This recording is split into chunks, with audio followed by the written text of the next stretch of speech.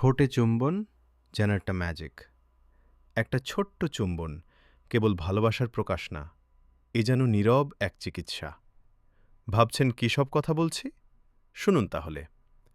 স্বামী স্ত্রী যখন ঠোঁটে চুম্বন করে, তখন শুধু মনই না, শরীরের ভেতরেও একটা সুন্দর খেলা শুরু হয়।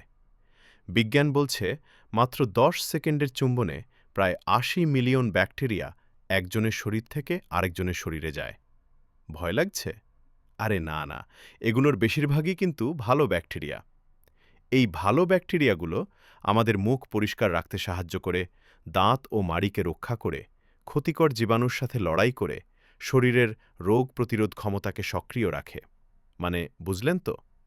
ভালোবাসার চুম্বন শুধু মন ভরায় না, শরীরকেও ভালো রাখে। যে দম্পতিরা একসাথে থাকেন, একসাথে খান, ঘুমান, হাসেন, কাঁদেন, তাদের শরীরের ভেতরের ব্যাকটেরিয়ার জগৎটাও ধীরে ধীরে একরকম হয়ে যায়। এর কারণ হল একই ঘরে থাকা, একই খাবার, একই পরিবেশ আর ঘনিষ্ঠ মুহূর্ত ভাগ করা। এসব মিলেই তাদের শরীরকেও ধীরে ধীরে এক করে দেয়। বিজ্ঞানও যেন বলে, ভালোবাসা মানে এক হওয়া।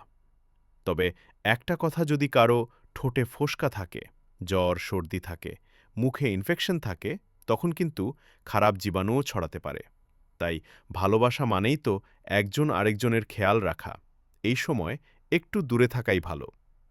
একটি চুম্বন শুধু ঠোঁট ছোঁয়া নয়, এটা বিশ্বাস, আবেগ আর ভালোবাসার ভাষা।